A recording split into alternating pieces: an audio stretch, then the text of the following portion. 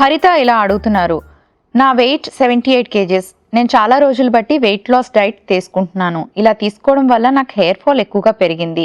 Hair fall అవ్వకుండా ఉండాలి అంటే ఏమైనా యాడ్ చేసుకోవాలా డైట్లో తెలియచేయండి.